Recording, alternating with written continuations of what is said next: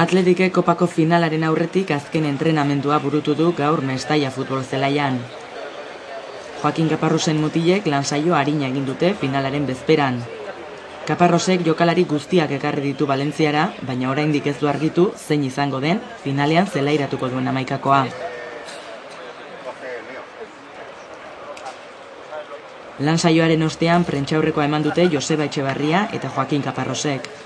Elgoibartarrak adierazi du taldea koparen bila etorri dela Valentziara eta helburu hori lortzeko konfidantza duela taldearengan. Oso gotxo denok eta espero dugu partiduen bat egitea eta batez ere txapeldun irtetza. Lortzeko badakigu partiduen bat egin behar dugula, baina taldea egia esan oso gotxo ikusten dut eta segurazki partidu on bat egingo dugula. Zaleen artean sortu den giro eta ilusioa taldearentzat lagungarri direla uste du Etxeberriak. Nik uste dut komenigarria dela, jendea posik izatea, gogotsu eta alde batetik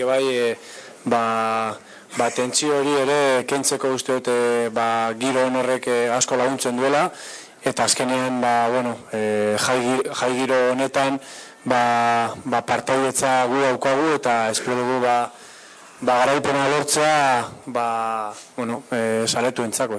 Bartzelonak gainditzeko bidea zein den galdetuta berriz, estrategia aipatu du Etxeberriak.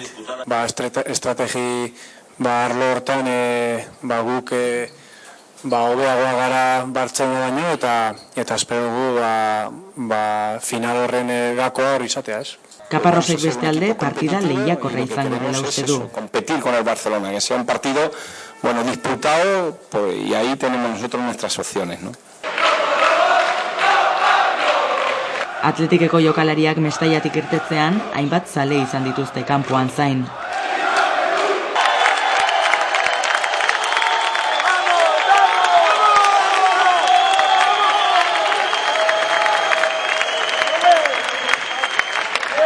Jokalariak erretiratu dira, baina zaleak ez. Atletiken karpan festak giroa izan da nagusi. Besteak beste, tekila taldearen kontzertuan.